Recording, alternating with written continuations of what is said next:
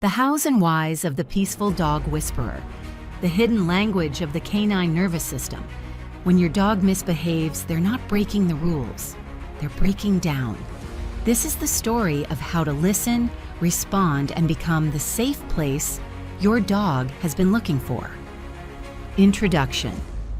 What if you've been reading the story backwards?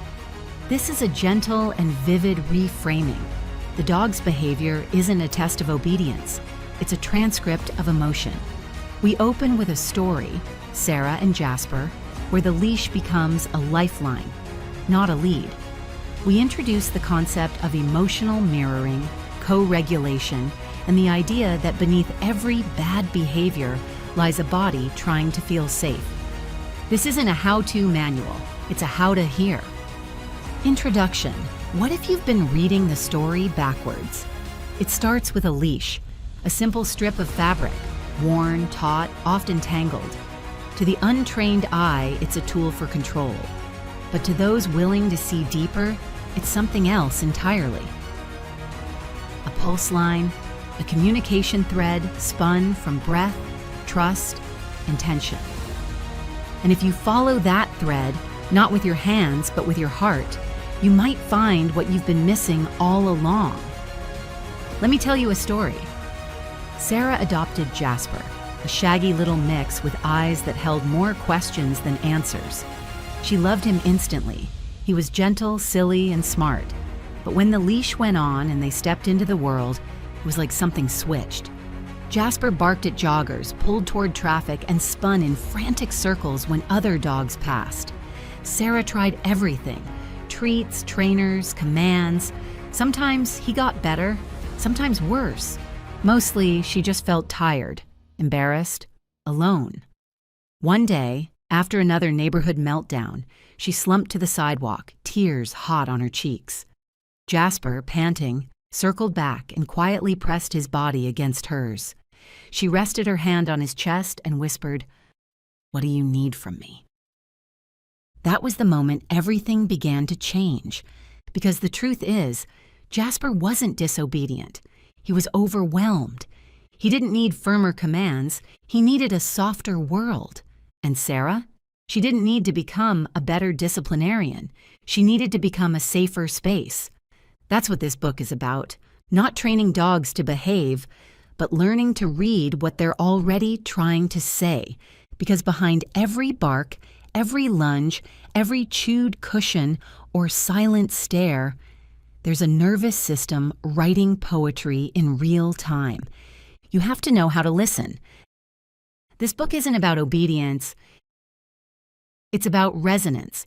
It's about decoding behavior as emotional biography. The story your dog has no words for, but every signal points to. It's about understanding that. Barking is overflowing. Chewing is holding on. Jumping is reaching for connection. Aggression is the protection against uncertainty. Ignoring recall is assessing emotional currency. And every one of these signals is rooted in something more profound, the state of your dog's nervous system. Science confirms what the heart has known all along, that dogs feel. They remember. They construct meaning from every experience. And most of all, they mirror the emotional fields around them. Your presence is the terrain they walk on. This is not a book of techniques. It's a translation, a restorying of what we thought we knew. Inside, you'll learn how to spot emotional undercurrents beneath behaviors most books tell you to fix. Replace correction with co-regulation. Use breath, rhythm, and sensory cues to bring your dog back into their body and into connection with yours. Build trust in the quiet moments when no commands are given, but everything is felt. Create rituals that anchor safety before the world gets loud. You'll meet 10 dogs along the way, each revealing a layer of this emotional map. Ruby, who barked at doorbells until she learned she could rest between them. Max chewed couches because his teeth were the only thing strong enough to hold on to the absence. Luna panicked at goodbyes until someone taught her what return felt like. Each story reminds us that behavior is not rebellion, it's biography. And healing doesn't start with sit. It starts with listening. So let me ask you something. When your dog misbehaves, do you tighten the leash or lean into the whisper? Because what's waiting on the other side of all that noise isn't just obedience, it's bonding. Real bonding. The kind that changes everything. Let's walk this together. Welcome to the story beneath the bark. Reader invitation, begin here. Before you begin this journey, take a moment, not to teach, not to fix, just to notice. Sit near your dog. Don't call them over. Just be. Feel your breath settle. Let your body soften. Watch them in stillness. Do their ears flick at a distant sound? Does their chest rise slower near you? Do they shift slightly when your energy shifts? This is the language beneath the leash. This is presence before protocol. This is where the work begins, not in doing, but in witnessing. So, as you open to the next page, don't look for steps to follow just yet. Instead, let your dog lead you into the rhythm of their world. Because the first training tool is attention. The second is safety. And the third, love with structure, a gentle kind. A kind that doesn't shout, but listens. Part 1. The language beneath the bark. Chapter 1. Barking is a biography. What if barking wasn't your dog being bad, but your dog is overwhelmed and has nowhere to place it? The story. Ruby and the Phantom Doorbell.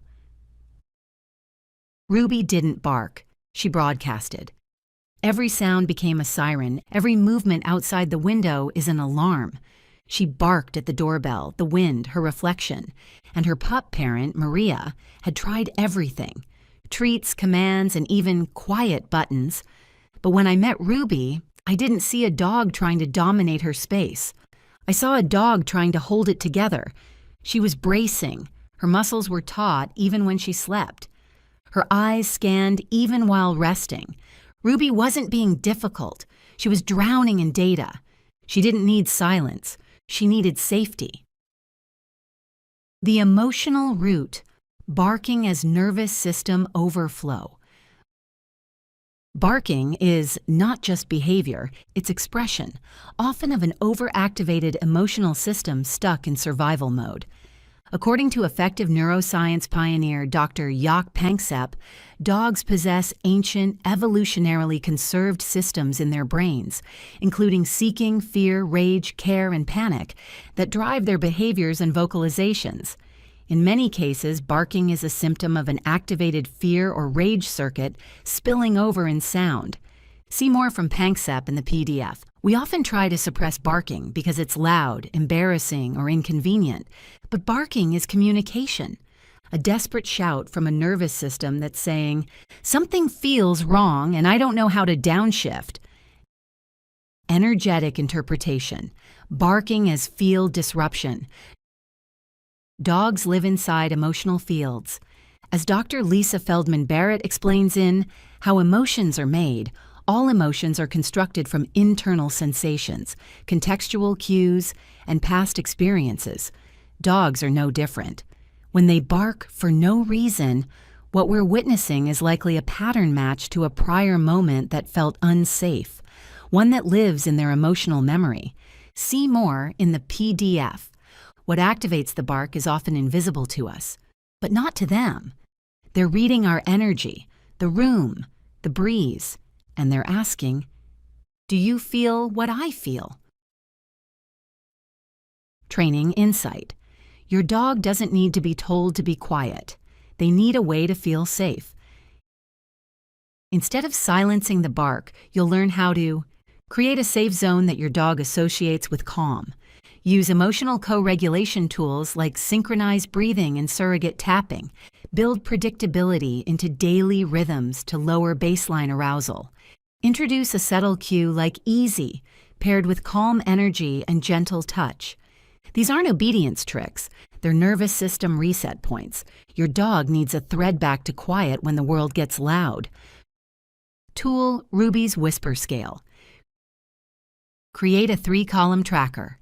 Trigger, my dog's bark type. My energy in the moment. Doorbell. High-pitched, urgent, startled, annoyed. Mail carrier, rhythmic, repetitive, holding breath, tense. Wind in tree. Short burst, relaxed, present. This chart helps you see the emotional cycle, not just the event. Once you see the pattern, you can begin to change it, not by command, but by attunement. Practice exercise, bark to bond mini ritual. Use this 5-minute ritual daily, even when there's no barking. Sit together in your dog's designated calm zone. Place one hand on their chest or back. Inhale slowly for 4 counts. Exhale for 6.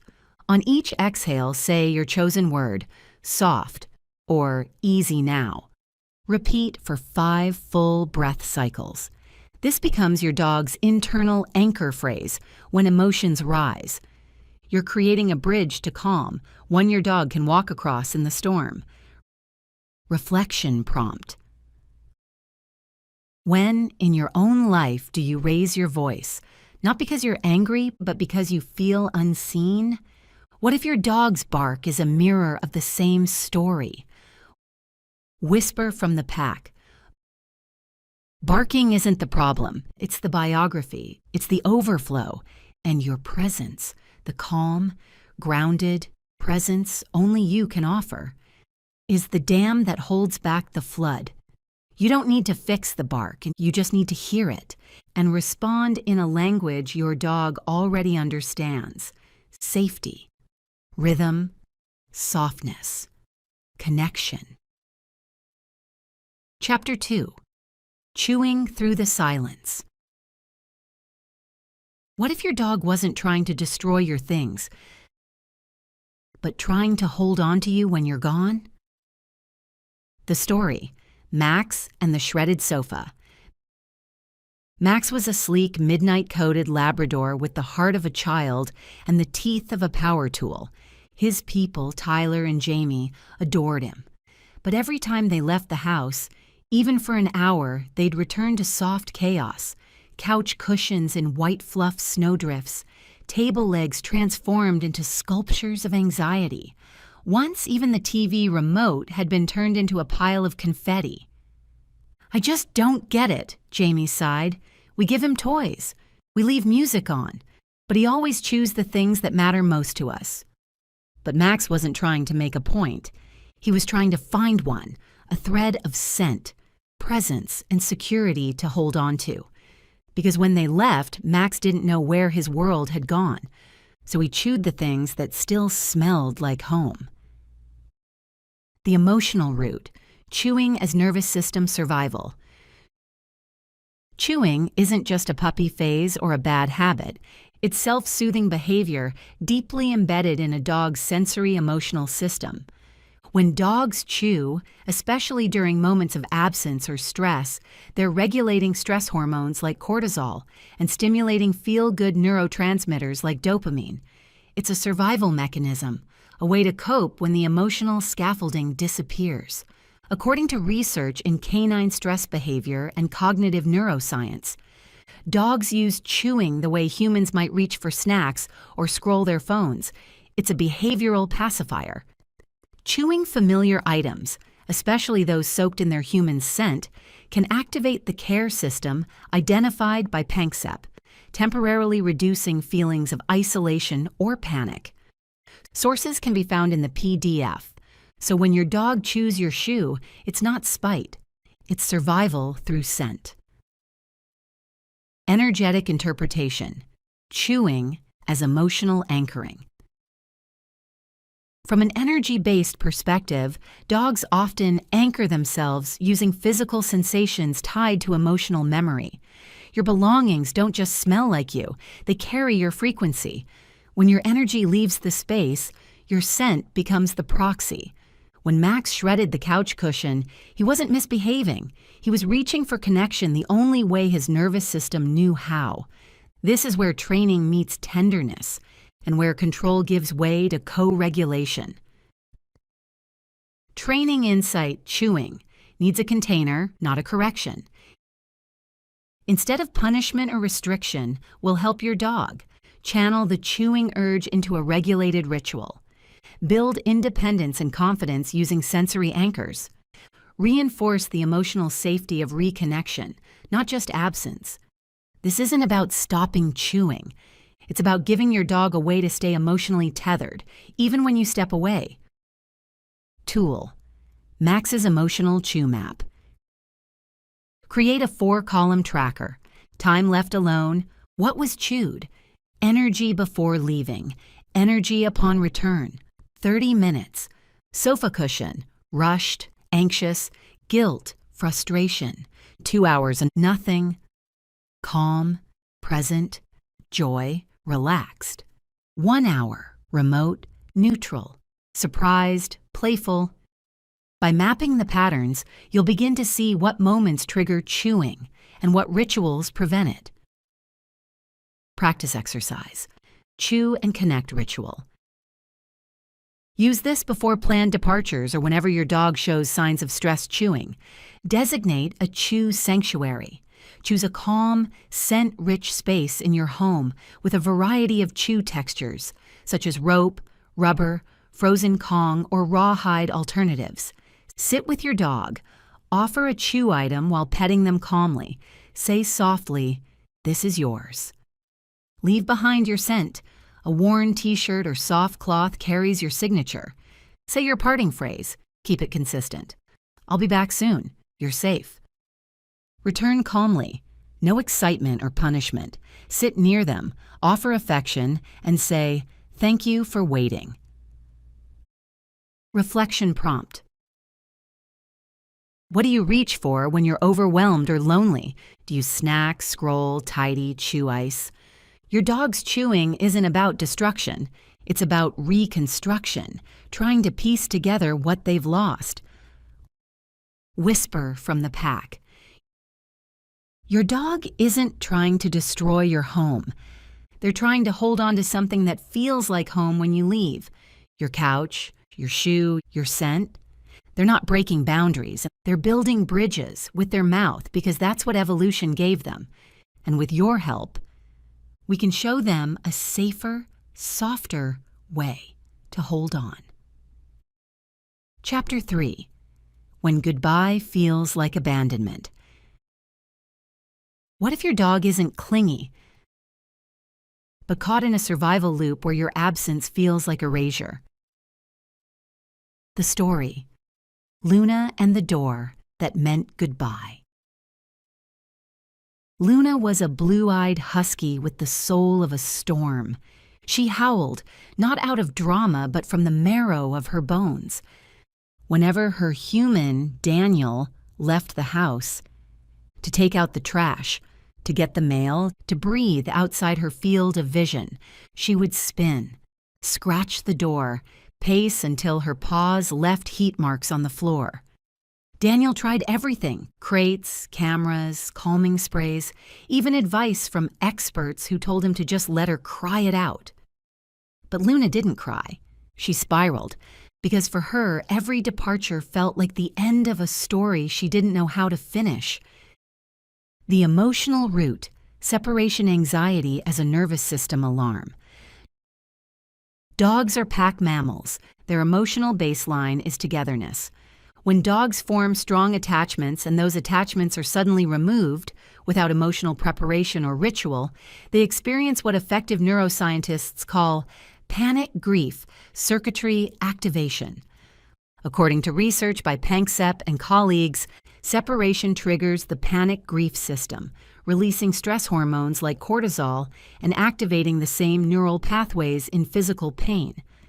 This isn't a metaphor, it's measurable. You can find the source in the PDF.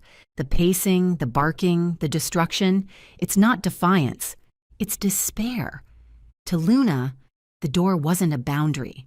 It was a portal of uncertainty. And Daniel? He didn't need firmer rules. He needed to become the thread that reminded her. I always return. Energetic interpretation. Absence as disconnection in the emotional field. From an energetic perspective, dogs feel your physical presence and emotional resonance. When that resonance abruptly disappears, their sensory system panics. Without a ritual to explain your leaving, your dog's nervous system doesn't know how to hold on to the connection. In energy psychology, this is referred to as a rupture in the tether. And just like with children, the repair matters more than the rupture itself. Training insight. You can teach your dog, you always come back. Separation anxiety isn't cured by making your dog more independent. It's healed by showing them they are safe in the in-between. We don't start with leaving. We start with staying calm before leaving. Here's how. Tool. Luna's Safety Ladder. Create a visual ladder with the following rungs and work your way up slowly. Step. Separation practice. Emotional goal. 1. Sit together calmly before leaving. Anchor regulation. 2. Stand up. Say your goodbye cue. Sit again. Predictability. 3. Walk to the door. Touch it. Return. Trust in return. 4. Step outside for 10 seconds. Return. No panic on set. 5. Gradually increase time plus distractions. Confidence in absence. This isn't obedience training. This is emotional scaffolding. Practice exercise. The departure calm loop. Use this 3-minute ritual every day before you leave, even for short trips. Sit with your dog on the floor or beside their bed. Breathe slowly together. Inhale for 4, exhale for 6. Place your hand on their side and whisper your goodbye phrase, "I'll be back, you're safe." Leave a tactile anchor behind, a shirt, toy, or heartbeat sound machine. Return calmly, sit beside them, no fanfare, just soft presence. Whisper, "I came back." This rewires the story from goodbye to reconnection. Reflection prompt. When in your life have you felt forgotten after someone walked away? Where do you still seek a return that never came? What if your dog's anxiety isn't just theirs? Whisper from the pack. You're not spoiling your dog by staying close. You're teaching them how to feel whole when you're apart. Trust isn't built in the big moments. It's stitched together in the small ones. The breath before the door opens. The calm hand before the latch clicks. The whisper that says, "I came back." And that whisper might be the loudest language your dog will ever learn. Chapter 4. Accidents aren't mistakes, they're messages. What if your dog isn't forgetting their training, but expressing what they can't say with words? The story. Ollie and the carpet that took the blame. Ollie was a round-bellied rescue beagle with a tail that moved like it had its weather pattern. Maya, his new pup parent, had followed all the rules: positive reinforcement, potty routines, and crate training. And for the first few days, everything seemed perfect. Until day 4. That morning, Maya found a puddle by the door. By the end of the week, there were 3 more. "I thought we were past this," she said, kneeling beside the stained carpet. "He knows better, doesn't he?" But she paused when I asked what Ollie looked like just before the accidents. "He gets small," she said. "His ears droop. He avoids eye contact. It's like he already feels bad before it happens." That was the key. Ollie wasn't rebelling. He was releasing, and the carpet just happened to be there when his nervous system overflowed. The emotional root. Elimination as a stress response. The bladder and bowels are directly tied to the autonomic nervous system in humans and animals. That means emotional overwhelm, fear, or dysregulation can literally leak out when there's no other release valve. Research confirms stress activates the sympathetic nervous system, affecting digestive and elimination rhythms.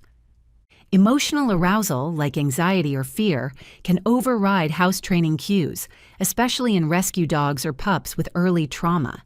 Sources can be found in the PDF. Your dog isn't choosing to have an accident. Their body is choosing survival. And that choice often bypasses your training efforts, not because they forgot, but because something else took over. Energetic interpretation, emotional leaks through the body. In energy psychology, physical discharges, like peeing or defecating in wrong places, are seen as release points when the body cannot process or hold an emotion. Dogs often eliminate during transitions, new home, new people, sudden departures, moments of tension or overstimulation, times when their internal regulation has been depleted. They're not bad dogs. They're emotional barometers. And their accidents, their stories told through the body. Training insight, rebuilding confidence through rhythm and presence. We don't correct the puddle. We correct the emotional disconnection that led to it. The key is to slow down, to rebuild a routine your dog can rely on, not just logistically, but emotionally. Dogs thrive on pattern and predictability. You'll create a release ritual, a way for your dog to feel safe enough to let go where it belongs. Tool, Ollie's Rhythm and Release Map.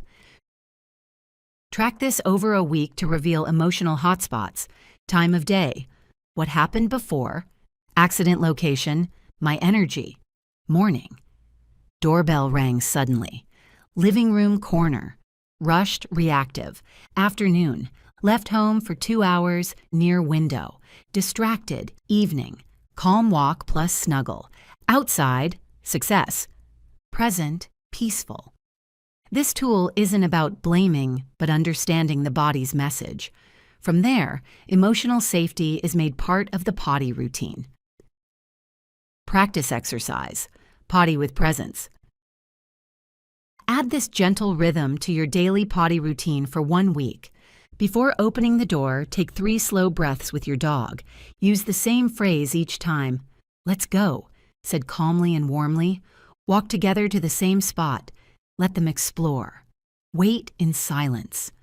When they finish, kneel beside them. Softly say, "Good job."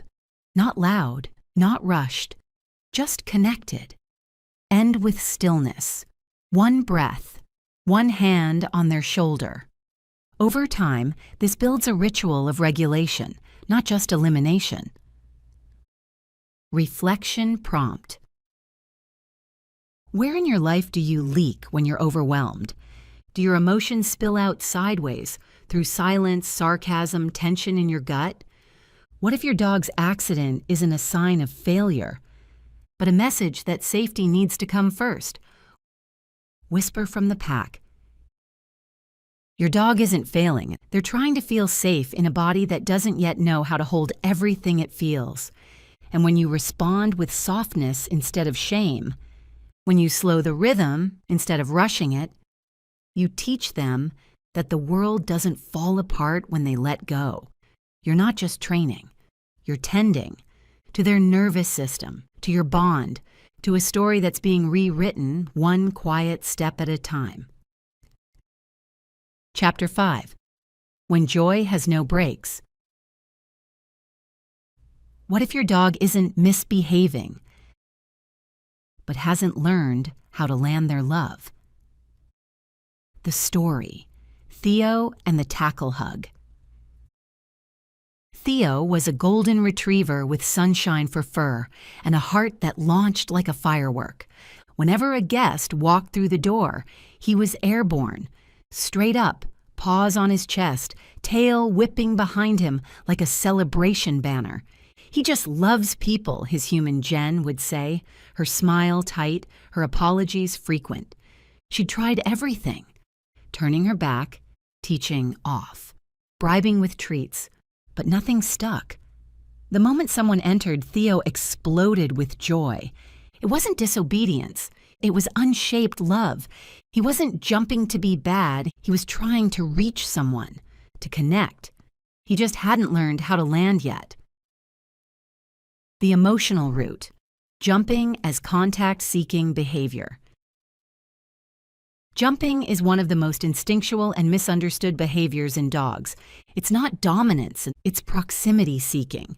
Especially in puppies and social breeds, jumping is a full-body greeting ritual, an unfiltered attempt to get close to the face, scent, and affection of someone they love or want to meet. Research shows dogs learn greeting behaviors through pattern feedback, not verbal correction. Jumping is most often reinforced accidentally through laughter, attention, or even mild scolding, which still counts as engagement in their eyes. You can find the sources in the PDF. The good news? We can shape jumping into grounded joy without crushing your dog's enthusiasm or spirit. Energetic interpretation.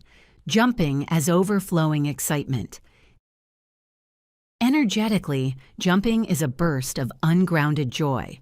The dog's emotional field is rising, expanding, overflowing, and their body follows. We increase the static if we meet this state with yelling or pushing away. But if we meet it with a calm, redirecting presence, we offer an energetic grounding rod. Connection is still the goal. We're just teaching it how to happen in a safe, mutual, and manageable way. Training insight. Channeling the joy, not suppressing it. This isn't about killing the vibe. It's about shaping the expression of connection into something sustainable. We'll help your dog. Understand that 4 on the floor equals contact. Create a landing cue to greet people from a grounded place. Rehearse calm arrivals that build ritual and rhythm. Tool. Theo's welcome map. Track this over a week of greetings and note patterns. Trigger. Dog's response. My energy. Greeting outcome. Friend enters. Leaps with joy. Surprised, reactive. Pulled away, quiet family member. Brief jump, then sits. Calm, prepared. Grounded greeting. Returning from store. Sits on cue. Warm, focused. Calm petting and praise. This helps you see what situations support grounding and where your dog's joy needs scaffolding. Practice exercise. Calm connection rehearsal. Choose one time a day to practice a grounded greeting. Here's how. Set up a mock arrival, a friend entering the house, or even you walking in from another room. Hold your dog's leash before the door opens and take a calming breath. As they approach the guest, wait for all 4 paws on the floor. Say your landing cue. Say hi. The guest greets only when the dog is grounded. Kneel, scratch the chest, and speak gently. If jumping begins, the guest turns quietly away and waits for the reset. Repeat this ritual in different rooms at different times of day until grounded greetings become second nature. Reflection prompt. Where in your own life does joy spill over in ways you can't contain? What if, like Theo, you've just never been taught how to land your excitement, and your dog is here to teach you how? Whisper from the pack. Your dog isn't trying to overwhelm you. They're trying to connect. They've got love but no landing gear. And you're not here to suppress their joy. You're here to shape it, to meet it with rhythm, to show them that affection can be big and beautiful, and still arrive grounded, because love that learns to land becomes a love that lasts. Part 2. From Chaos to Connection. Chapter 6, The Leash Isn't the Problem, Disconnection Is. What if your dog isn't trying to lead, but trying to find you in a world that feels too loud, fast, or far away? The story, Nico and the Sidewalk Sprint. Nico was a handsome, husky mix with rocket legs and a compass that pointed everywhere but home. When his leash clicked on, it was liftoff. He'd lunge toward trees, charge after joggers, and zigzag like a kite in a storm. "He pulls like he's late for a meeting," Hannah said, half joking, half defeated. "I've tried harnesses, treats, stopping every time he pulls. Nothing slows him down." But here's what Hannah didn't realize. Nico wasn't ignoring her. He was searching for her, not physically, energetically. The leash was tight, but the bond frayed. He wasn't leading the walk. He was trying to locate the rhythm that told him he wasn't alone. The emotional root, pulling as disorientation. Dogs don't understand heel as a command. They understand rhythm as a connection. Pulling often happens when the dog is emotionally or sensory overstimulated. The walk begins in a state of disconnection or anticipation. The leash becomes a source of resistance, not resonance.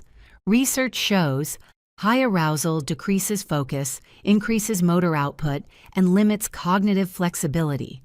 Dogs will default to stimulus-seeking behavior, like pulling, when orientation to the handler is low. References can be found in the PDF. The leash doesn't hold the dog when the world gets too loud. The relationship does. Energetic interpretation, the leash as a communication line. From an energetic perspective, the leash is not a tether, it's a transmission line.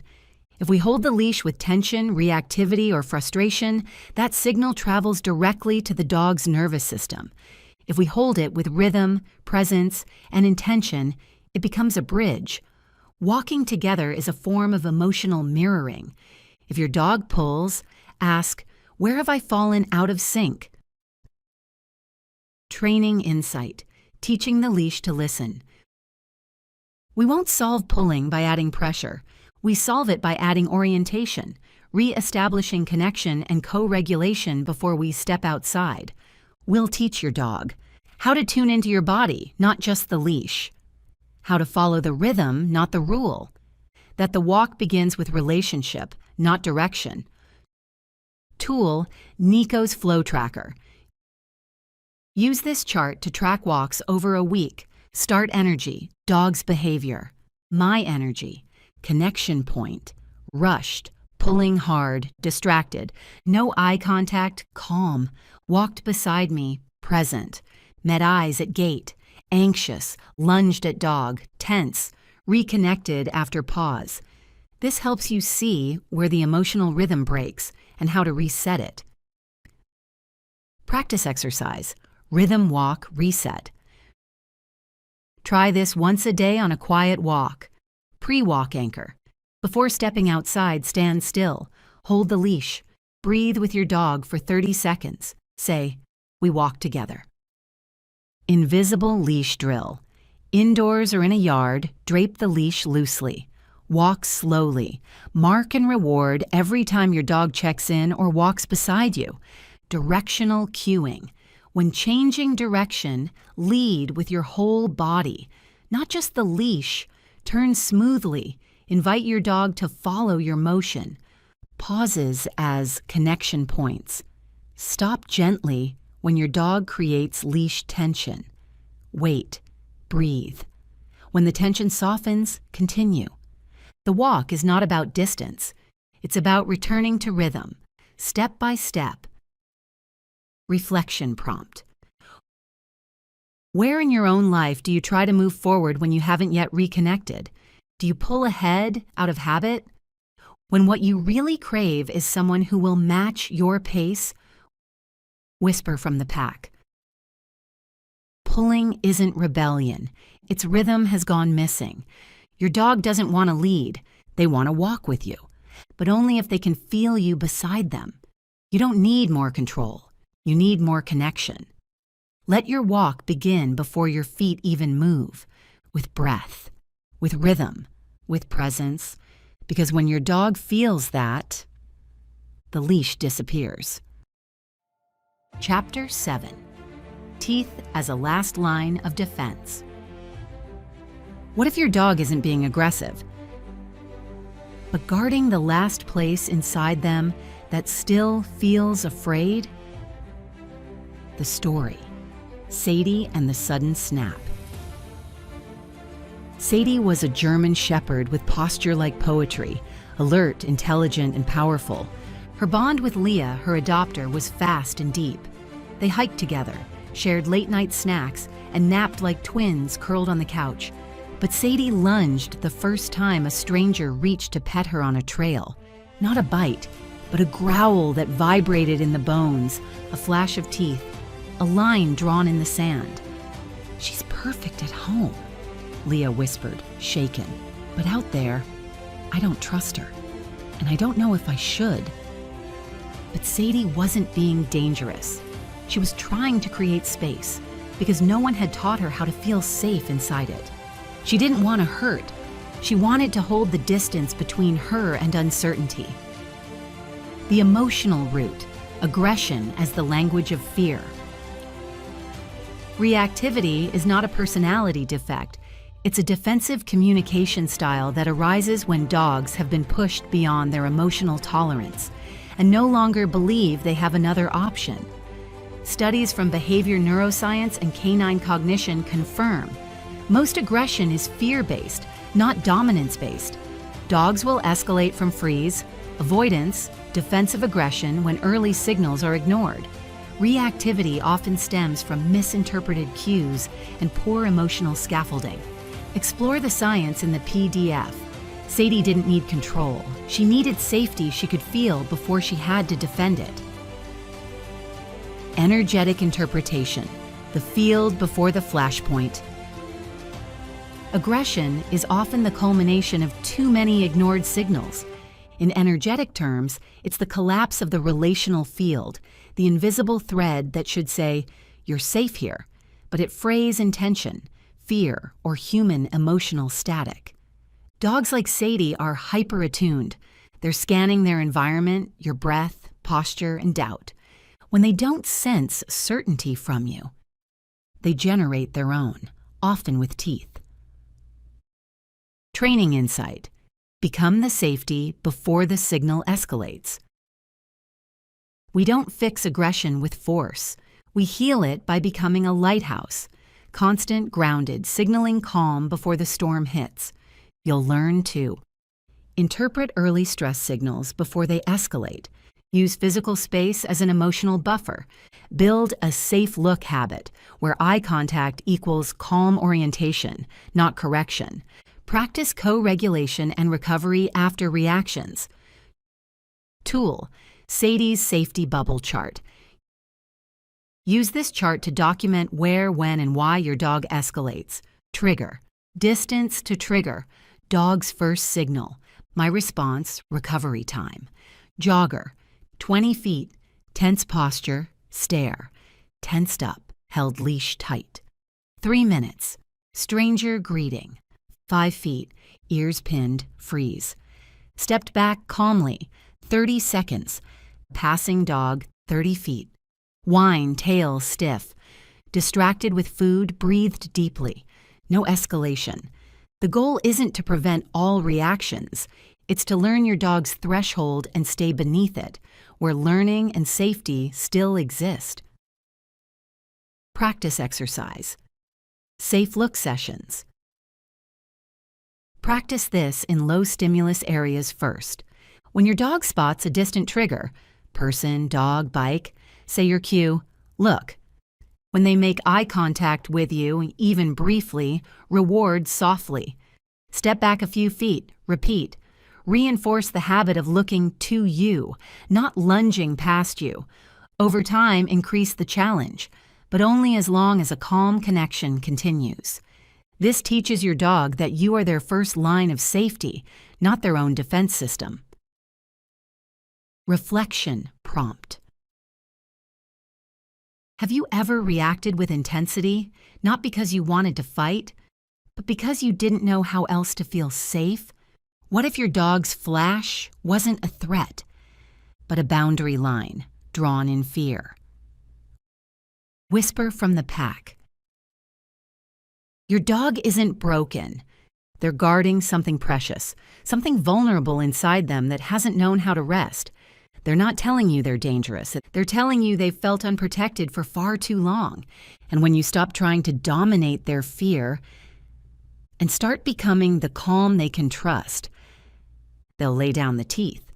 Not because they've submitted, but because they've finally exhaled. And that is the beginning of peace. Chapter 8. Digging toward the center. What if your dog isn't destroying your yard, but trying to ground their body in a world that feels too weightless, fast, or too much? The story, Rosie and the Garden That Fought Back. Rosie was a wiry little cattle dog with high-octane focus and feet that never rested. Angela, her pup's parent, had worked hard to create a serene backyard oasis. Mulch paths, lavender blooms, and a tidy veggie patch. And Rosie saw potential. She tunneled beneath the tomatoes. Unearthed tulip bulbs are like buried treasure. Once she tried to dig through the compost bin.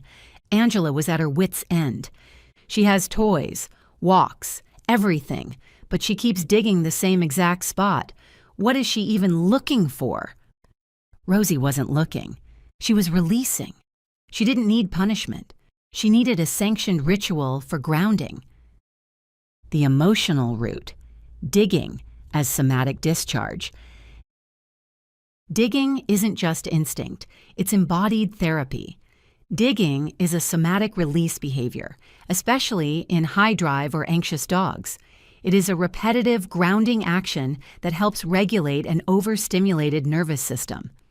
From a behavioral perspective, digging often serves to release pent-up energy when mental needs are unmet, self-soothe during overstimulation, create comfort, cool spots, soft dens when emotional overwhelm strikes. You can find these resources in the PDF. Think of it like fidgeting, pacing, or yoga for the paws. They're not trying to destroy, they're trying to regulate. Energetic interpretation, digging as return to earth. Energetically, dogs are incredibly attuned to earth frequency. When they dig, they create a vortex of contact, a space where the chaos in their bodies can touch something solid. Digging isn't misbehavior. It's their paws saying, I need to feel where the world begins again. If we crush the behavior, we sever that ritual. If we contain and reframe it, we honor it. Training insight. Channel the drive, don't crush the instinct. You don't need to stop your dog from digging. You need to give them permission and purpose. This chapter will show you how to build a designated dig zone that meets the needs safely. Recognize emotional precursors to digging, overstimulation, underengagement. Reframe the behavior into an enrichment practice that grounds your dog's body and builds confidence. Tool, Rosie's Dig Drive Tracker. Track your dog's digging urges and environment over a week, time of day, prior activity, dig location, emotional vibe, morning, skipped walk, under fence line, restless, anxious, afternoon, training session, designated dig zone, focused, joyful, evening, visitor overstayed, behind shed, overstimulated. This reveals emotional and environmental patterns behind the digging, so you can redirect it rather than repress it. Practice exercise, treasure garden ritual. Turn digging into a sacred routine. Designate a small dig zone in your yard, sand, dirt, or soft earth. Bury treats, toys, or natural chews shallowly. Guide your dog to the zone and say, find your treasure. Let them dig uninterrupted for 5 to 10 minutes. When they finish, sit beside them. Place your hand on their chest. Breathe. This becomes not just a game, but a ritual of release. Reflection prompt. Where in your own life do you dig for peace? Do you clean, fix, scroll, run, journal, overthink? What if your dog's trench isn't a problem, but a prayer for grounding? Whisper from the pack. Digging isn't destruction. It's ritual, it's rhythm, it's regulation. When your dog buries their paws into the earth, they're not just looking for a bone. They're burying the static and unearthing calm. Don't punish the pause. Honor the process, give it shape, give it space. And your dog will show you that peace can be found beneath the surface of everything we once tried to stop. Chapter 9. When Motion Steals the Mind. What if your dog isn't ignoring you when they chase, but being pulled into a current stronger than thought, stronger than training, stronger than fear?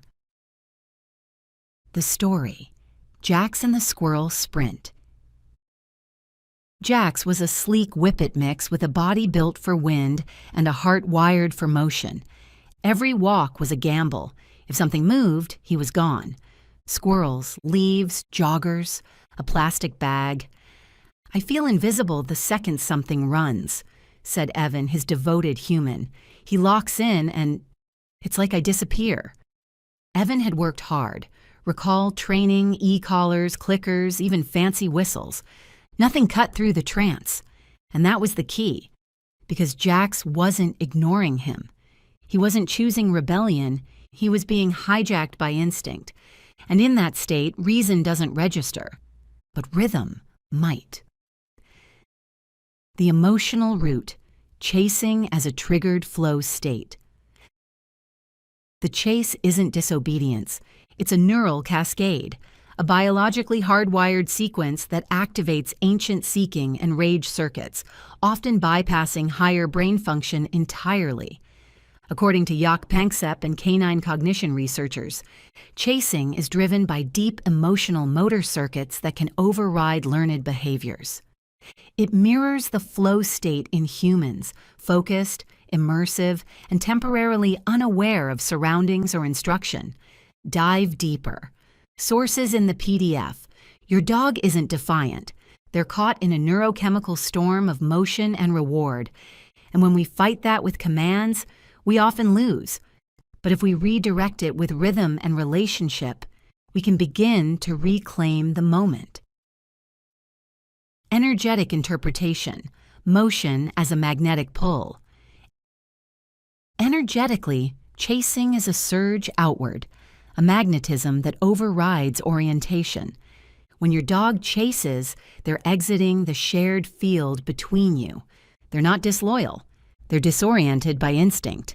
To call them back, you must become the stronger magnet, not with volume, with vibration. Training insight. Redirect, don't resist. You can't extinguish the chase drive. You can only reshape where it goes. You'll learn to create prey-release rituals that mimic and contain the chase. Build a check-in habit that interrupts the trance. Turn yourself into a motion cue your dog wants to follow. Channel energy into safe, bond-strengthening movement. Tool, Jax's Motion Magnet Map. Use this chart to identify where and how the chasing begins.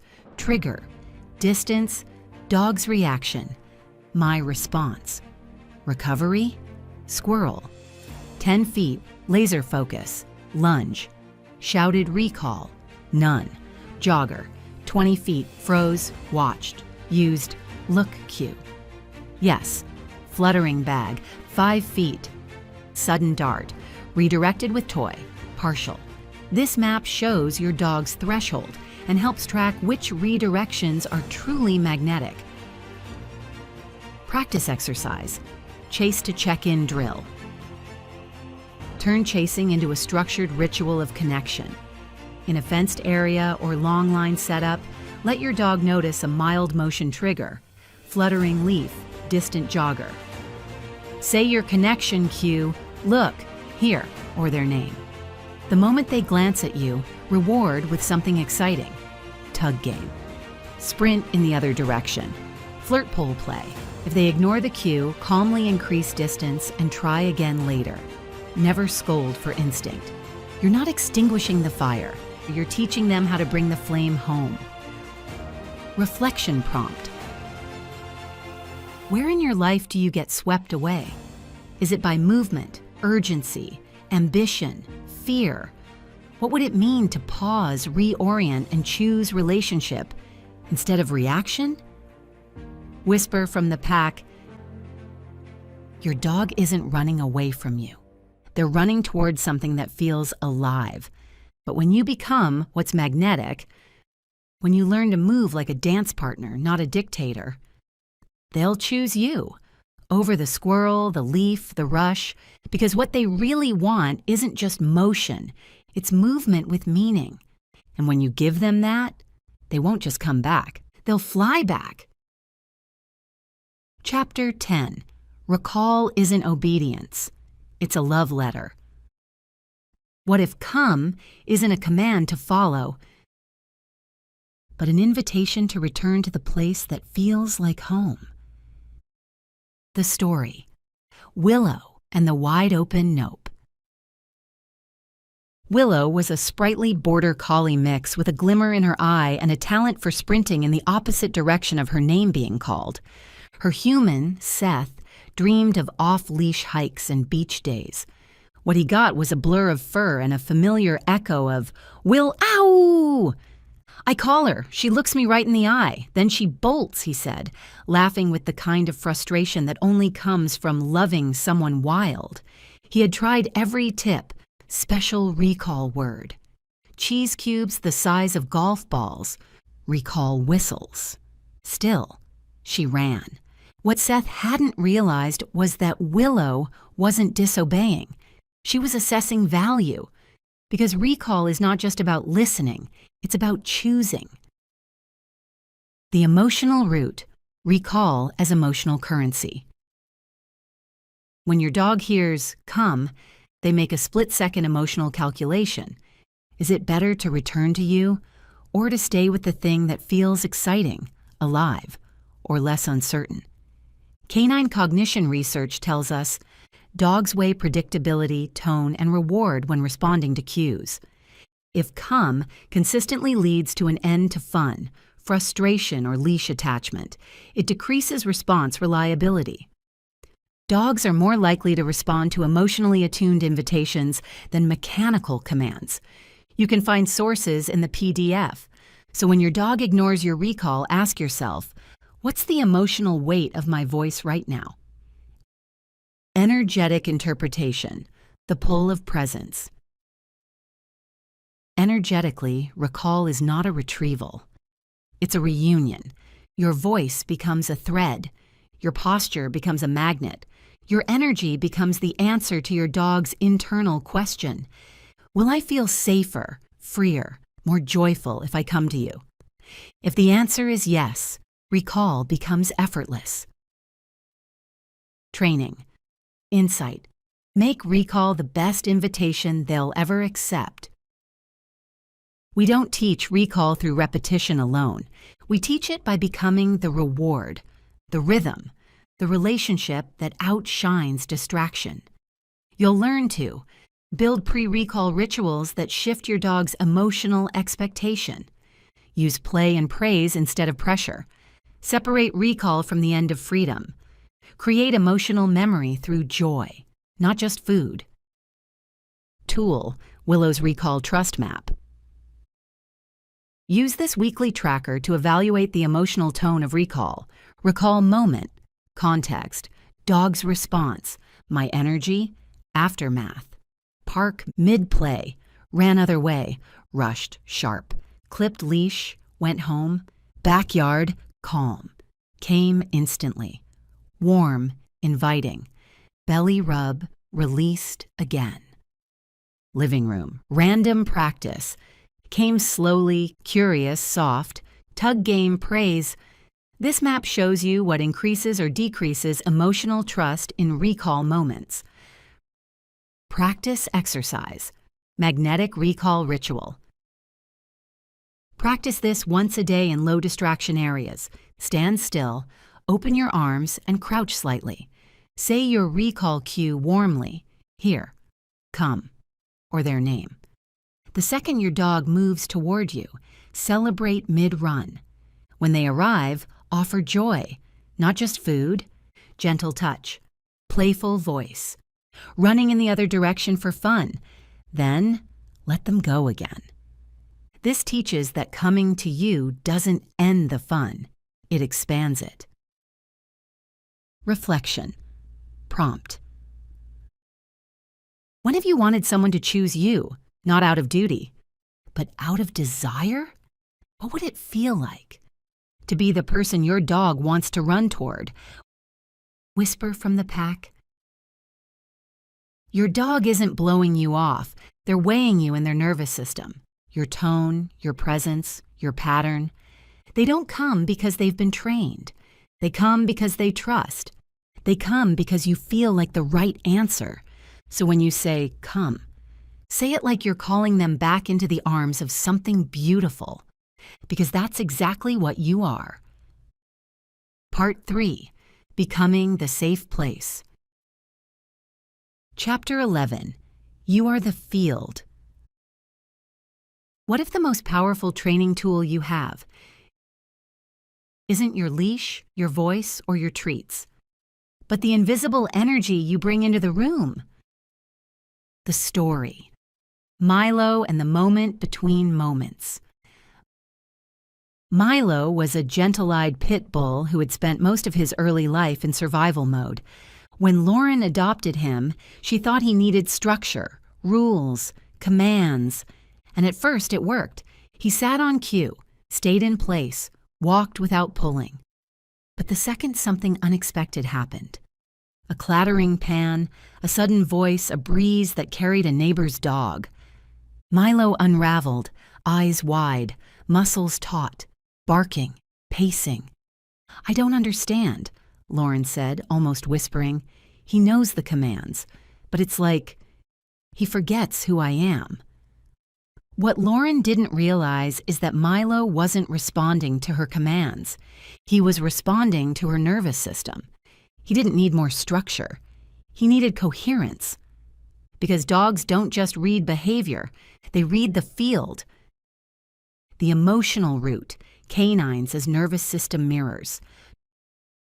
Dogs are biologically wired to tune into us, not just visually or vocally, but through our neurobiological rhythm. Thanks to the polyvagal theory developed by Dr. Stephen Porges, we now understand that mammals use each other's autonomic nervous systems as cues for safety or danger. This is called neuroception, the unconscious detection of risk through tone, breath, posture, and energy. You can find the sources in the PDF. Your dog doesn't just hear what you say. They feel who you are in the moment. When you tense, they brace. When you soften, they breathe. When your body says, I'm safe, they follow. And when it doesn't, they try to lead, lunge, avoid, shut down, act out. Not because they're confused, but because you are. Energetic interpretation. You are the terrain they walk on. Think of yourself as the emotional terrain beneath your dog's paws. Are you gravel, reactive, sharp, and hard to land on? Are you sand, easily scattered, shifting with each gust? Or are you earth, solid, grounded, steady? Dogs don't want control. They want to know they're not alone in the experience. When they feel your breath slow, your shoulders drop, your presence deepens. They relax, not because they're being obedient, because they're resonating. You are the frequency they're tuning to. Training insight. Regulate first, then relate. The most advanced dog training tool is your own regulation. Not perfection, not positivity, not pretending. Presence. In this chapter, you'll learn to use nervous system awareness to change your dog's reactivity. Practice energetic anchoring before stepping into training or stressful spaces. Match your body rhythm to your dog's, then invite change from that place. Tool. Field check-in. Before any interaction. Use this simple self-check before any training, walk, greeting, or stressful moment. Ask yourself, where is my breath? Shallow, holding, flowing. Where is my attention? Past, future, here? Where is my weight? Tense jaw, tight fists, locked knees?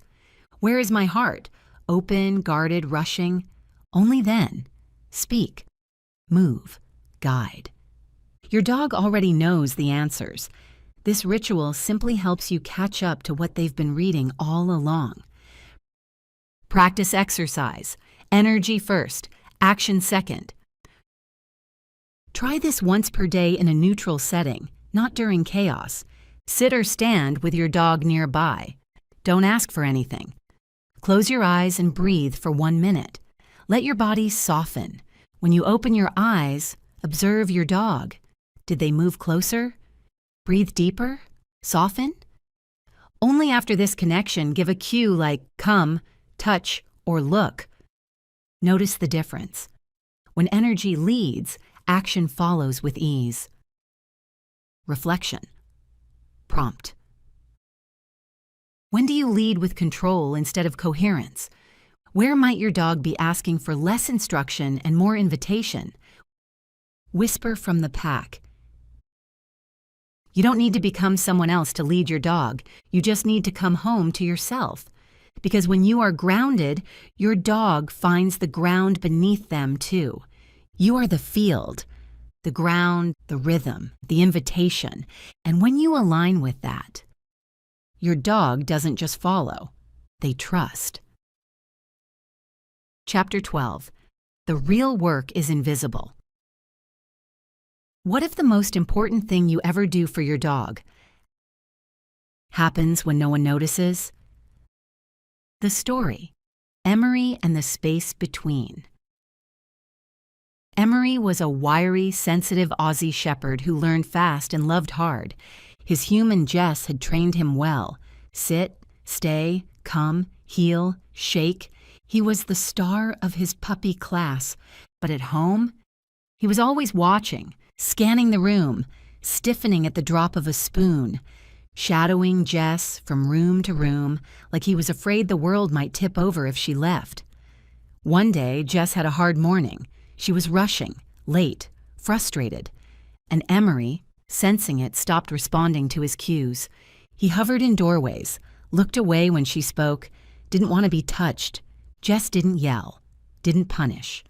She sat on the floor and cried, and Emery, who hadn't been listening all morning, walked over, rested his head on her knee, and sighed. That was the moment Jess stopped training Emery and started being with him. The emotional root, attachment lives in the micro moments. Dogs are attachment mammals. That means the real work of a relationship isn't built in the big performative moments. It's built in the spaces in between. When you soften your tone instead of scolding, when you give your dog more distance instead of crowding closer, when you stay calm even after the leash slips from your hand, when you notice their stress signal before they bark. These aren't moments anyone claps for. They won't make a viral reel, but they're the ones your dog never forgets, because they don't just feel what you do. They feel who you are while you do it. Energetic interpretation, invisible signals, shape everything. In energy work, we call these shifts field alignments, the subtle realignments that happen when your intention, body, and emotional state come into coherence. Dogs feel this instantly, not because they're psychic, because they're present in ways we often aren't. You don't need big gestures to communicate love, trust, safety. You need energetic congruence, your breath matching your heart, your posture matching your promise. The invisible things become the strongest signals of all. Training insight. Invisible work is real work. Behavior change happens most during the pause before a cue, the breath you take when something goes wrong, the softness you practice after something hard. So much of what transforms a dog's behavior doesn't look like training. It looks like patience, repair, tiny shifts in your nervous system that say, I'm here, I'm safe, you can trust this moment. Tool. The Invisible Wins Journal.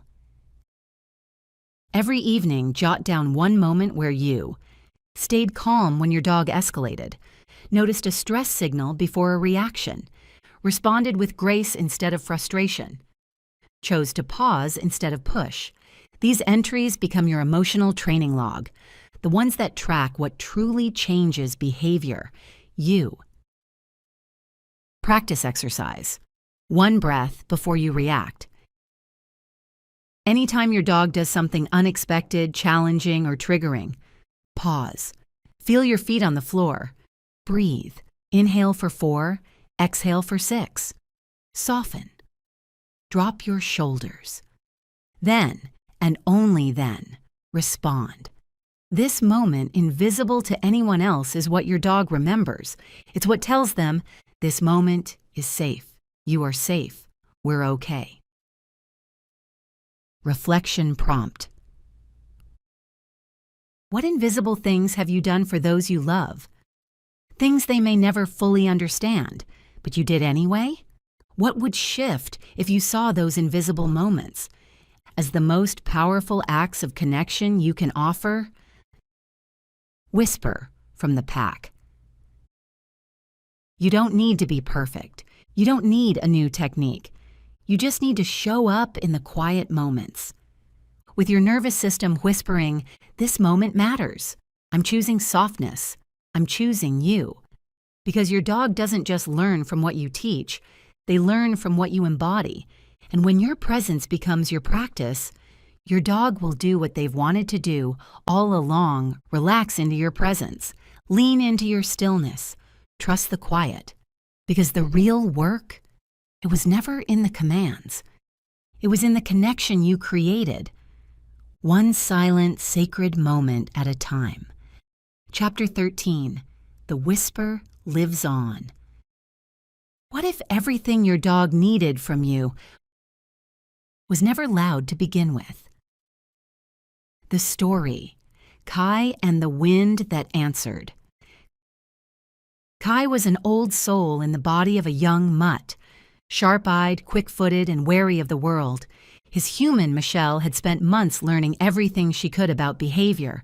She practiced calm greetings, slow breathing, treat timing, and gentle exposure. Progress came slowly, sometimes invisibly. Then one morning, during their usual walk, a skateboard rolled past them unexpectedly. Kai flinched, his body tensed. But instead of barking, instead of bolting, he looked up at Michelle. Not for a cue, not for permission, but for reassurance. Michelle didn't speak. She didn't correct. She just placed her hand over her heart and exhaled. And Kai sighed and kept walking beside her without command, without hesitation. It was small, barely noticeable. But it was everything. Because it was the whisper, and it had finally echoed back. The emotional root. Relationship is ritual. Every quiet moment you've practiced, every breath you've softened, every time you've stayed when it would have been easier to scold, they live inside your dog, like muscle memory but emotional, like a trail of safety they can find even when the world goes dark. We often want big changes. If we're lucky, what we get are small, sacred ripples. A glance instead of a lunge, a pause instead of panic, a choice to stay close when they could have run. These aren't accidents. They're echoes. The living memory of the field you've been building all along. Energetic interpretation. Whispers reside in the body's memory. The work you've done, the rituals, the regulation, the resonance, it doesn't vanish. It becomes imprinted in your dog's nervous system. It becomes the baseline, the fallback, the whisper they return to when the noise rises. This is more than behavior change. It's biological safety repatterning, echoed in research found in PDF. What you've given your dog through this journey isn't obedience. It's a whole new language of home. Training insight. Keep whispering. Even after the training ends, keep the rituals. The soft exhale before leaving the house. the anchored hand on their chest during storms, the wordless presence when they get something wrong, the return to stillness when you both lose your way. These are your whispers now. And your dog? They're listening more than ever. Practice exercise, the living whisper. Repeat this once a week. No goal, just return. Sit with your dog in a quiet space. No cue, no task. Breathe slowly until they match your rhythm. Place one hand over your heart, the other resting beside them. Say softly, just once. Easy. Then say nothing else. Let the silence hold the rest. Reflection prompt. What has changed? Not in your dog, but in you, since you began. What do you now hear, feel, sense, that used to slip past you? And what if this whisper you've uncovered was always there, waiting? Whisper from the pack. The best trainers don't leave behind commands. They leave behind connection. Not the kind you shout across a yard, but the kind that lives in the pause, in the presence, in the way your dog exhales into your shadow. This isn't the end of your training journey. It's the beginning of your fluency in a language older than speech, a language of rhythm, of breath, of mutual remembering. So go ahead, keep whispering, even when no one else sees, even when the world gets loud again, because that whisper, it will live on.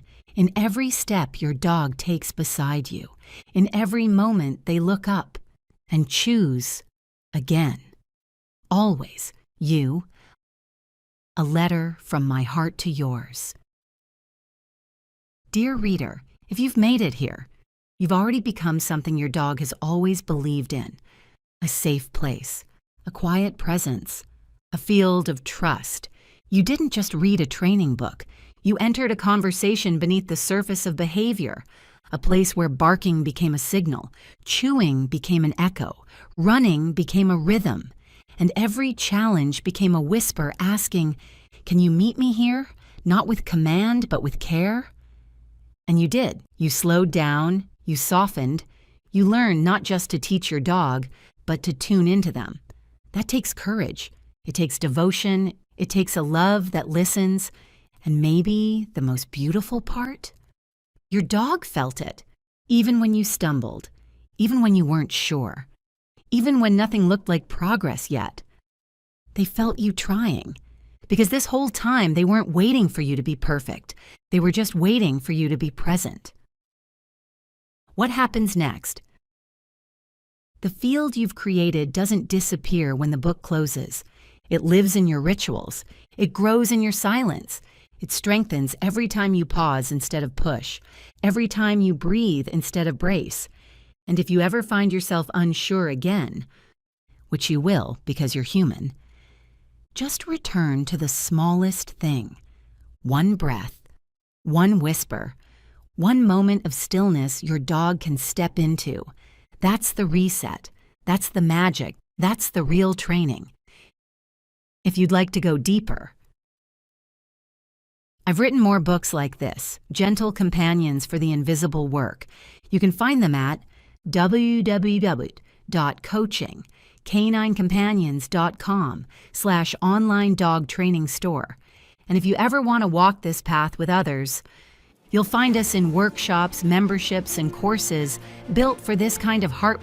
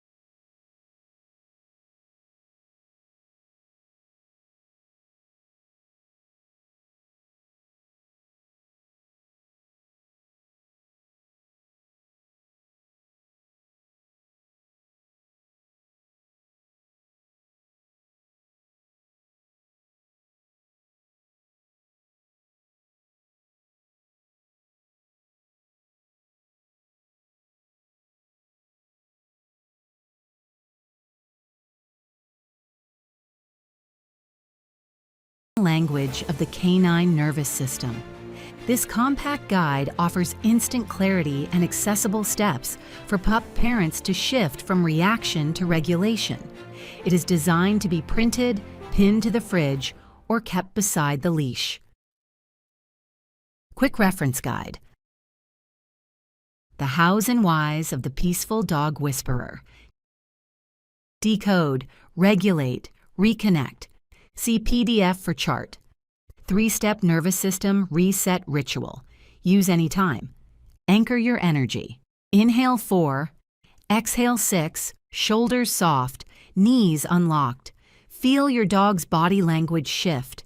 Name the emotion, not just the behavior. That bark is overwhelm. That chew is connection seeking. Offer a field cue. Whisper, soft, or with me. Use gentle touch, breath, or a calming anchor phrase from your cue inventory. See PDF for chart. Anchor phrases. Sample soft cues. Soft. Barking or reactive tension. With me. Leash pulling or disconnection. I'll be back. Pre-separation ritual. Thank you for waiting. Calm reconnection. You're safe now. After a trigger or panic episode. Core principles to remember. Behavior is biography. Connection before correction. Presence regulates faster than pressure. Every dog is asking, "Am I safe with you?" Implementation tools for everyday connection. Designed to ground, guide, and grow. These tools are here to help you keep the rhythm, to practice the invisible, to witness the changes. Each is drawn directly from this book's stories, science, and somatic strategies. Use them daily, weekly, or intuitively, whatever suits your dog's nervous system and your own. 1. The Whisper Ritual Cards.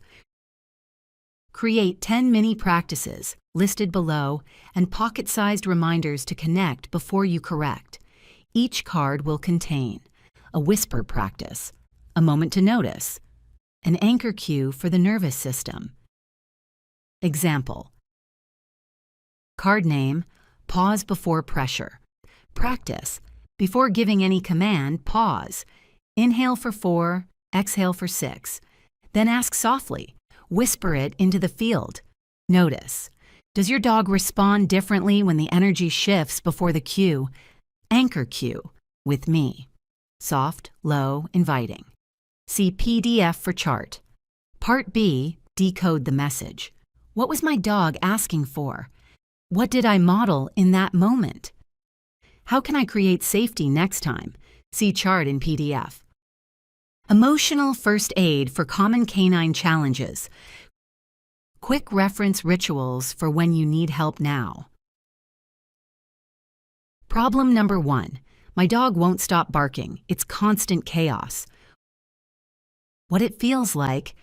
Every noise sets them off. I've tried everything, treats, yelling, ignoring.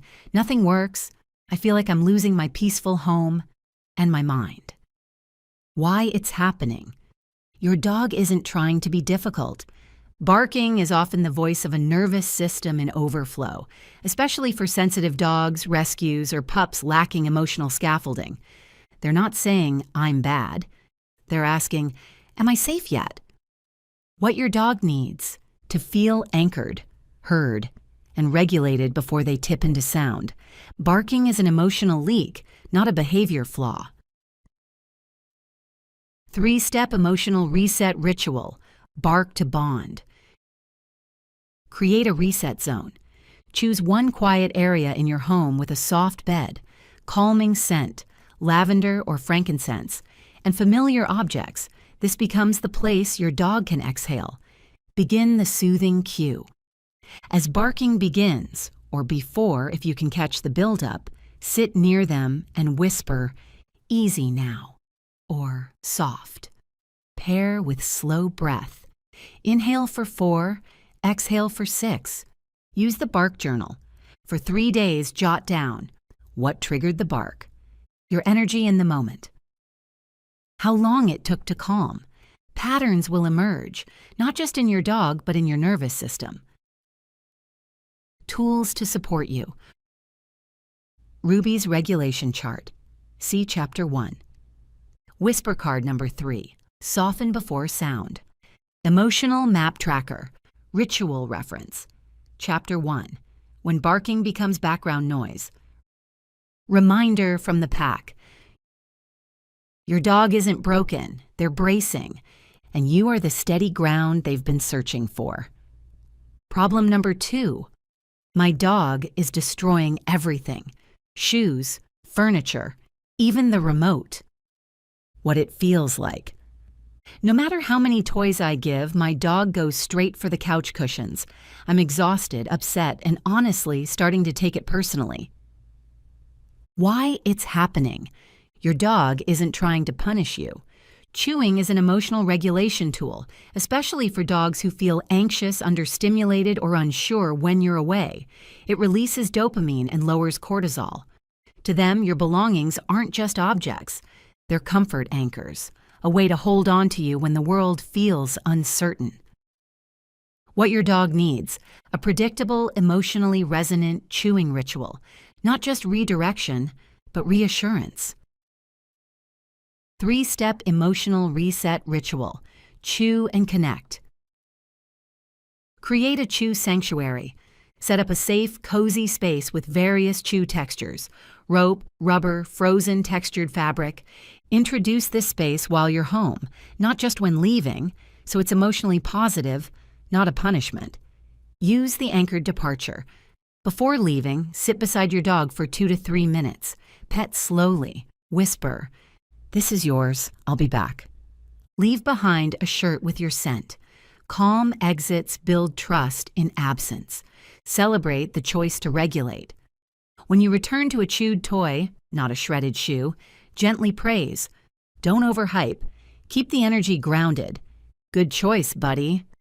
You're reinforcing self-soothing, not just good behavior. Tools to support you. Max's emotional chew map. See Chapter 2. Whisper card number 6. Chew with purpose. Field tracker. Alone time and energy shifts. Ritual reference Chapter 2. When the couch becomes a chew toy. Reminder from the pack. Your dog isn't destroying your home. They're trying to create a sense of home when you're not there to give it. Problem number 3. My dog panics every time I leave. It's heartbreaking. What it feels like. The moment I grab my keys, it starts. Whining, spinning, barking. I feel trapped in my own home, or worse, like I'm abandoning them. Why it's happening. Your dog isn't being needy. They're experiencing a full-body alarm state. Separation anxiety is the nervous system saying, "I don't know how to feel safe when you disappear." This isn't about disobedience. It's about incomplete co-regulation. The emotional tether hasn't been taught to stretch yet. What your dog needs: a predictable pattern of safe departure and confident return. They need to feel your calm before you go and trust that your absence doesn't mean abandonment. 3-step emotional reset ritual. The departure calm loop. Pre-exit grounding ritual. Sit quietly beside your dog 5 minutes before leaving. Pet rhythmically. Breathe slowly. Whisper your safety cue. "I'll be back. You're safe." Micro leavings equals micro trust. Step outside for 10 seconds, then return before panic begins. Repeat gradually. The goal is success, not duration. Celebrate their calm without excitement. Look at you. You stayed with your breath. Anchor their body to yours. Leave behind a calming object, your shirt, a heartbeat toy, or your whisper cue recorded on a loop. It tells their body you're not alone. Tools to support you. Luna's safety ladder. See Chapter 3. Whisper card number 2. Calm before the goodbye. Field tracker. Absence and recovery chart. Ritual reference. Chapter 3. When leaving feels like a breakup. Reminder from the pack. Your dog isn't trying to guilt you. They're trying to survive what their nervous system believes is loss. You are not spoiling them by helping them feel whole in your absence. You're teaching them they're not alone in the dark. Want to go deeper? Learn the emotional layering that helps dogs self-regulate through separation at www.coaching, caninecompanions.com/online dog training store. Problem number 4. My dog keeps having accidents in the house, even though they're trained. What it feels like. I thought we were past this. They know where to go. So why do I keep finding puddles near the door or poop on the rug? I feel confused and honestly, a little defeated. Why it's happening. Accidents often have less to do with training and more to do with emotional overload. The bladder and bowels are wired into your dog's autonomic nervous system. When your dog feels stress, fear, or sudden change, the release can be involuntary. This isn't rebellion, it's the body saying, I don't feel safe here yet. What your dog needs: to rebuild rhythm and safety through consistency, compassion, and preemptive grounding. 3-step emotional reset ritual, potty with presence. Establish a rhythmic routine. Use the same door, same time frames, and same calm voice. Before each outing, pause. Touch their shoulder. Whisper, let's go together. Notice the leak behind the leak. Log accidents with emotional context. Was there a visitor? Was the energy high or distracted? Did you feel rushed? These invisible leaks often precede the physical one. Respond with grounded calm. If an accident happens, resist frustration. Say softly, we'll try again outside. Clean the spot, then lead your dog outside, together. Tools to support you. Ollie's Rhythm and Release Map, see Chapter 4. Whisper card number 5, Ground Before Go. Emotional Leak Tracker. Ritual Reference. Chapter 4, When Accidents Aren't About Disobedience. Reminder from the pack. Your dog isn't being stubborn. They're trying to tell you that something inside them feels uncertain. You can't punish that into order, but you can guide it back to balance. Want to go deeper? Learn how to teach your dog that their body belongs in a rhythm of safety and trust at www.coaching, caninecompanions.com/online dog training store. Problem number 5. My dog jumps on everyone. It's embarrassing and overwhelming. What it feels like. He just gets so excited. But guests get knocked over and nothing I say seems to matter. I feel torn between wanting to hug him back and wishing he'd just stop. Why it's happening. Jumping is not defiance. It's a contact-seeking ritual, often unshaped, often over-aroused. Dogs jump because they're trying to bridge the gap between emotional excitement and physical connection. Especially in social or high affection breeds, it's their full body way of saying, I missed you, see me, touch me, anchor me. What your dog needs: a new greeting script, one that channels that affection into grounded connection rather than aerial chaos. 3-step emotional reset ritual, calm connection rehearsal. Pre-greeting grounding. Before a guest arrives or you enter a room, take one breath, slow your own energy. Enter sideways, not head-on. Your body says more than your voice. Teach the landing cue. Create a cue like say hi that only gets used when all 4 paws are on the floor. Pair with calm praise, not overexcited celebration. Praise the pause. If your dog even thinks about sitting or hesitating before jumping, mark it. Yes, good choice. You're shaping emotional regulation, not just physical restraint. Tools to support you. Theo's Grounded Greeting Chart, see Chapter 5. Whisper card number 9, Land Before Love. Emotional Threshold Tracker. Ritual Reference, Chapter 5. When excitement comes with flying paws. Reminder from the pack. Your dog isn't being disrespectful. They're expressing love without a landing place. Teach them how to land it softly, and you'll both feel seen. Want to go deeper? Learn how to channel contact-seeking behavior into calm, confident greetings that build trust, not chaos. www.coaching.caninecompanions.com/online dog training store. Problem number 6. My dog pulls like a freight train. Walks aren't fun anymore. What it feels like. We can't go more than 5 feet without my shoulder getting yanked. I try to stop, I try treats, but it feels like we're on 2 different planets. Why it's happening? Pulling isn't a power grab. It's a sign that your dog is disoriented, overstimulated, or trying to regain control of a world that feels too big, fast, or scattered. Leash tension often mirrors emotional tension. They're not pulling away from you. They're trying to find rhythm in a world of chaos.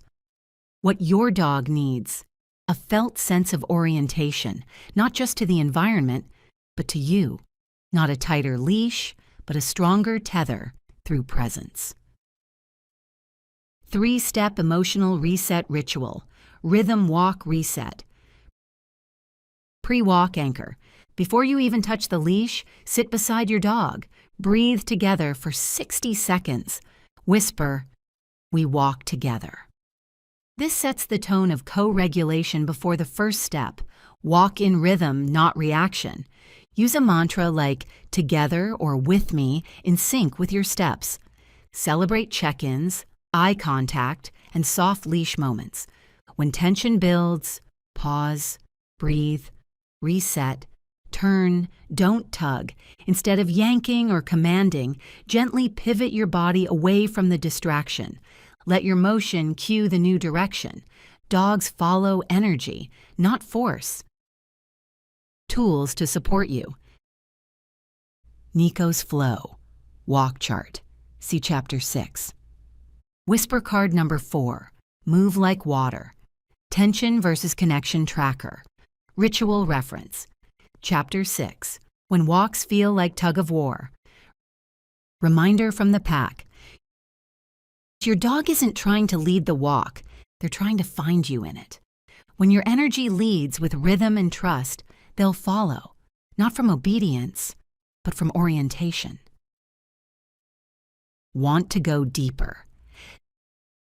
Discover how to turn leash walking into a flowing, emotionally connected experience at www.coaching.caninecompanions.com/online dog training store. Problem number 7. My dog growls, lunges, or acts aggressively toward people or other dogs. What it feels like. I'm always on edge. I don't know what will set them off. People stare. Other owners judge. It feels like I'm walking a ticking time bomb. Why it's happening? This isn't bad behavior.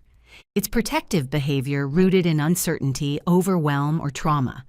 Aggression is a language of fear, often the only one your dog has left when earlier signs go unseen or unsupported. They're not trying to hurt. They're trying to create space where they feel safe again. What your dog needs: a widened window of safety and a calm, regulated human who models how to respond to the world rather than react to it. 3-step emotional reset ritual. Safe look sessions. Create emotional distance before physical closeness. Don't force exposure. Instead, observe triggers from afar. When your dog spots the person or dog, softly say, "You see it? I've got you." Reward the check-in. If your dog looks at you, even briefly, mark it. Whisper, "Thank you." Offer calm praise, a breath together, or gentle touch. Eye contact equals trust equals safety. Stay below the reactivity line. Walk in wide arcs. Step off the path if needed. Anchor your body. Don't brace the leash. Breathe slow. Your stillness teaches their nervous system what to mirror. Tools to support you. Sadie's Safety Bubble Chart. See Chapter 7. Whisper card number 7. I've got you. Trigger distance versus recovery map. Ritual reference. Chapter 7. When fear wears the mask of aggression. Reminder from the pack. Your dog isn't aggressive. They're guarding a tender place inside themselves that the world has not yet felt safe enough to see. Your calm presence is the bridge between who they've had to be and who they're becoming. Want to go deeper? Learn how to build emotional resilience, widen your dog's safety window, and turn triggers into trust cues at www.coaching. caninecompanions.com/online dog training store. Problem number 8. My dog keeps digging craters in the yard. Nothing I do stops it. What it feels like. Every time I let them out, they destroy another corner of the yard. I've tried toys and more walks, but nothing helps. I'm frustrated and my garden is toast. Why it's happening. Digging isn't mischief. It's somatic therapy for the dog's body and brain. Many dogs dig to discharge nervous energy, anchor themselves in overstimulating environments, or satisfy deep genetic drives. They're not being destructive. They're trying to self-regulate. What your dog needs. A safe, structured outlet to express this need, one that transforms chaos into ritualized release. 3-step emotional reset ritual, treasure garden ritual. Create a dig zone. Choose a small area in the yard and fill it with soft dirt or sand. Bury a toy, chew, or treat, and say softly, "Find your treasure." Introduce the dig cue. When you see your dog sniffing or scratching off limits, guide them to the dig zone with calm confidence. Use your cue. Here's your digging spot. End with grounding together. When digging time is done, sit beside them. Touch their back gently. Breathe together. This tells their nervous system, you're safe. You've released. You're not alone. Tools to support you. Rosie's Dig Drive Tracker, see Chapter 8. Whisper Card Number 8, Ground Me Gently. Daily Enrichment Log. Ritual Reference. Chapter 8, When the Backyard Becomes a Battlefield. Reminder from the pack. Your dog isn't being defiant. They're digging because their nervous system is asking to feel the earth again, to release, reset, and return to center. Want to go deeper. Discover how to turn digging into a grounding practice that helps your dog regulate, not rebel. www.coaching. caninecompanions.com/online dog training store. Problem number 9. My dog chases bikes, joggers, squirrels, anything that moves. What it feels like. He's fine one moment, then boom. He sees movement and takes off like lightning. I can't call him back, and I'm scared someone will get hurt. Why it's happening. Chasing is a triggered flow state. Your dog isn't ignoring you. They're hijacked by instinct. Your dog's seeking and rage circuits, per Jaak Panksepp's effective neuroscience, flood with dopamine when something moves fast. It's not a thought. It's a reflex. They're not misbehaving. They're caught in a wave, and they don't yet know how to ride with you. What your dog needs. A ritualized outlet for that flow, and a reason to choose connection over chaos in the moment of motion. 3-step emotional reset ritual, chase to check-in drill.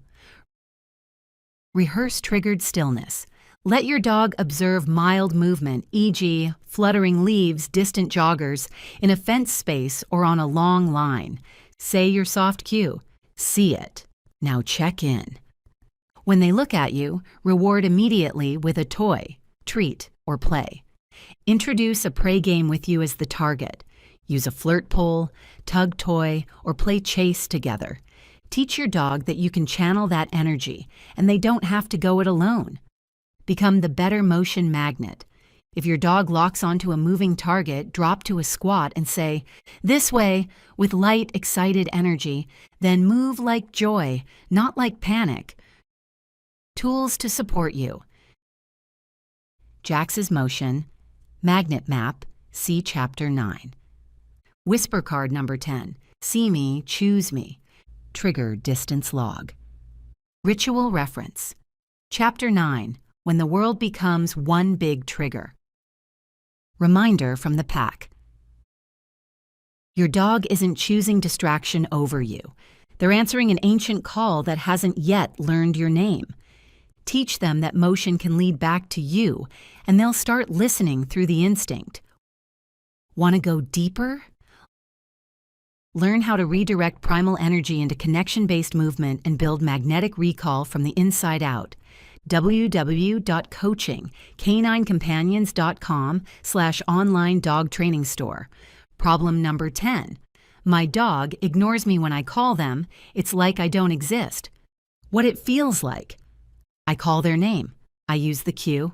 I even bring high-value treats, but they look at me, then run the other way. I feel invisible, powerless, and rejected.